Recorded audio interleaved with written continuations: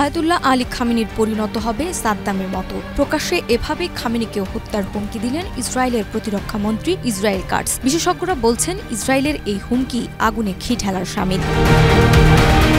মধ্যপ্রাচ্যে উত্তেজনার পারদ যখন ক্রমাগত ঊর্ধ্বমুখী, ঠিক তখনই ইরানের সর্বোচ্চ নেতা আয়াতুল্লাহ আলী খামেনিকে নিয়ে চরম হুঁশিয়ারি উচ্চারণ করলেন ইসরায়েলের প্রতিরক্ষা মন্ত্রী ইসরায়েল কাটস। তার বক্তব্যে স্পষ্টভাবে উঠে এসেছে, তেহরানের বিরুদ্ধে আরও কঠোর পদক্ষেপ নেয়ার প্রস্তুতি নিচ্ছে তেল আবিব। এক বিবৃতিতে প্রতিরক্ষা মন্ত্রী বলেন, আমি ইরানি স্বৈরাচারিতাকে সতর্ক করছি। ইসরায়েলি বেসামরিক নাগরিকদের ওপর ক্ষেপণাস্ত্র হামলা এবং যুদ্ধাপরাধ চালিয়ে যাওয়ার পরিণাম ভালো হবে না। খামেনির পরিণতি হতে পারে সাদ্দাম হোসেনের মতো, যে কিনা যুক্তরাষ্ট্রের আগ্রাসনের মুখে ক্ষমতা হারিয়ে মৃত্যুদণ্ড ভোগ করেছিলেন। তেমনই পরিণতি ভোগ করতে হতে পারে খামেনিকেও। এই মন্তব্যে মধ্যপ্রাচ্যের চলমান সংঘাতকে আরও ঘনীভূত করেছে বলে মনে করছেন বিশ্লেষকরা। শেকড় থেকে শিখরে।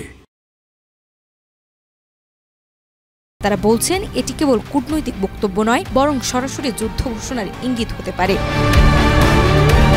এদিকে যুক্তরাষ্ট্রের প্রেসিডেন্ট ডোনাল্ড ট্রাম্প একই সুরে কথা বলেছেন। কানাডায় অনুষ্ঠিত G7 সম্মেলন থেকে ফেরার পথে তিনি বলেন, আমি কখনোই যুদ্ধবিরতির কথা বলিনি। আমি চাই এর সমস্যা পূর্ণাঙ্গ সমাধান হোক, অর্থাৎ ইরানকে অবশ্যই পরমাণু অস্ত্র ত্যাগ করতে হবে।